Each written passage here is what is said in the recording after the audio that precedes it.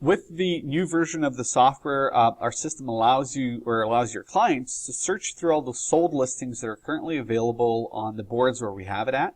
And in this functionality, I want to show you exactly what that functionality looks like and what your clients are going to be able to do on your website. So first and foremost, searching through all the sold listings. I'll show you how. Secondly, narrowing down their search by using basic filters. I'll show an example of that as well. And then narrowing down their search by actually using a map and drawing on the map. And then lastly, I want to have the ability to automatically receive new sold listings. So as they sell in that area, I want to be able to see those solds and get updates by email.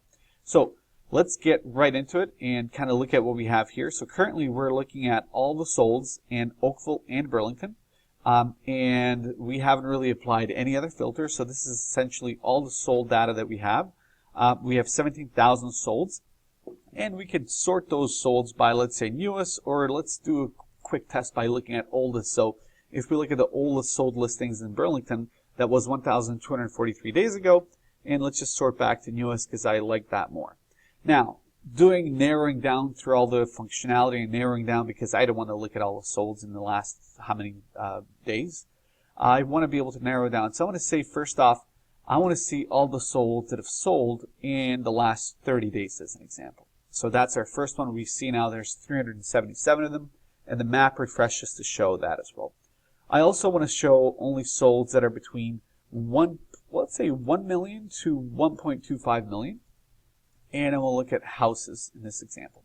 So there's only been 48 that we can kind of see with that. And you've seen the map automatically refresh on that side as well, so we can see only those that have actually sold within that price range.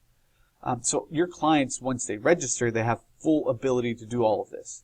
I could also go in as a client and go and do a little bit more. So I want to say this is kind of the area that I want to buy in or that I'm selling in. I want to look at only concentrate on that area. So when listings come out here, we can see, number one, what they are selling for.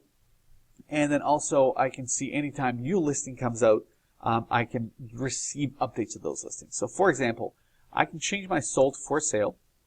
And then anytime a new listing comes out with that criteria, we can save this search. So I'm going to go ahead and save that search as an example. You'll notice it says saved here. So now anytime a new listing comes out in this area with these criteria that are specified, we're going to automatically receive an email as a lead.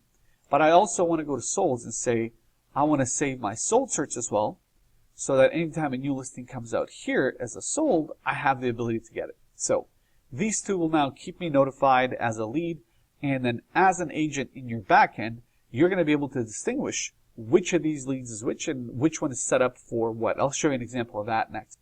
So as an example in this case, I've set up those two searches as I showed you by clicking on it. Now, this is what you as the agent see, what your client has set up in their backend or in their website. So we can see that they're set up on sold listings.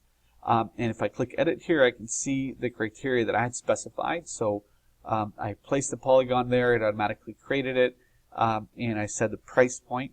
So now, anytime a new property sells in that range, our clients will receive an email with that list.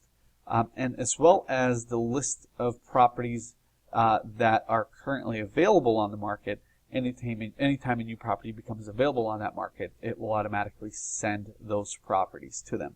And as always, everything is tracked in your CRM. So anytime they look at the actual properties, you will see which properties they've looked at and how many times they've looked at it, as well as how many photos of that property they've looked at.